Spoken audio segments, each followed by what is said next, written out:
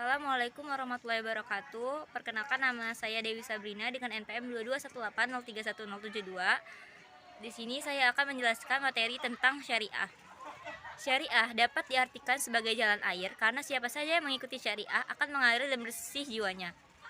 Sumber syariah yaitu wahyu Allah yang ada di dalam isi Al-Quran dan dilengkapi dengan sunnah Nabi Muhammad yang ada di dalam kitab-kitab hadis. Hukum Islam merupakan seperangkat norma atau peraturan yang bersumber dari Allah dan Nabi Muhammad SAW untuk mengatur tingkah laku manusia di tengah-tengah masyarakatnya. Hukum Islam dapat diartikan sebagai hukum yang bersumber dari ajaran Islam. Secara etimologis, fikih yaitu pemahaman atau pengetahuan tentang sesuatu. Perbedaan syariah dan fikih yaitu asal dari fikih yaitu pemikiran manusia, sedangkan asal dari syariah yaitu berasal dari Allah dan Rasulnya. Sumber fikih itu kitab-kitab fikih, sedangkan sumber syariah bersumber dari Al-Quran dan kitab-kitab hadis. Sifat fikih bersifat instrumental, cakupannya terbatas pada hukum yang mengatur perbuatan manusia, dan sifat syariah yaitu fundamental, cakupannya lebih luas karena oleh sebagian ahli dimasukkan juga akidah dan akhlak. Objek kajian atau ruang lingkup syariah itu ada dua, ibadah mado dan ibadah ghairu. Ibadah berasal dari bahasa Arab yang berarti taat, menurut, mengikut, tunduk. Toharoh merupakan kondisi di mana seorang bersih dari hadas dan najis sehingga layak melakukan kegiatan ibadah. Salat merupakan bentuk ibadah kepada Allah Subhanahu wa taala yang terdiri dari gerakan-gerakan dan ucapan yang dimulai dari takbiratul ihram hingga salam dengan syarat dan rukun tertentu. Puasa yaitu menahan diri dari makan dan minum serta penyebab yang membatalkannya sejak terbit fajar hingga terbenamnya matahari. Zakat merupakan kadar harta tertentu yang diberikan kepada yang berhak menerimanya dengan syarat dan ketentuan tertentu. Ada 8 golongan orang yang berhak menerima zakat.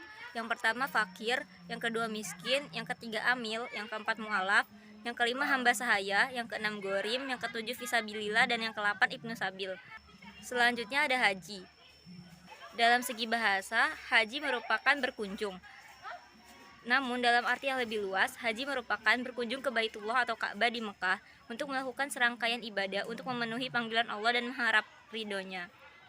Selanjutnya muamalah. Secara etimologis, muamalah berasal dari bahasa Arab yang berarti perlakuan atau hubungan kepentingan.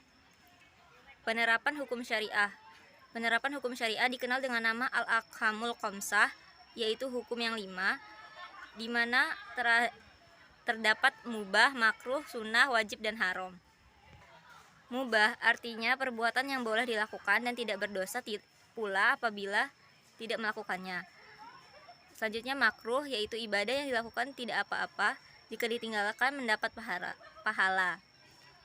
Sunnah merupakan ibadah yang bisa dikerjakan dapat pahala dan jika ditinggalkan tidak apa-apa. Wajib artinya ibadah yang harus dilakukan, sedangkan haram adalah sebuah perbuatan yang dilarang untuk dilakukan. Fungsi syariah yaitu memberikan bimbingan dan pengaruh positif kepada manusia agar dapat melaksanakan tugasnya dengan benar menurut kehendak Allah Subhanahu wa taala. Jadi fungsi dari syariah Islam yaitu menunjukkan dan mengarahkan kepada pencapaian positif sebagai hamba Allah Subhanahu wa taala, seperti tercapainya kebahagiaan abadi hidup di dunia dan akhirat. Yang kedua, menunjukkan dan mengarahkan manusia kepada tujuan dan dalam misi hidupnya sebagai khalifah Allah, yaitu kesejahteraan lahir dan batin, serta terhindar dari kesesatan. Sekian, terima kasih. Wassalamualaikum warahmatullahi wabarakatuh.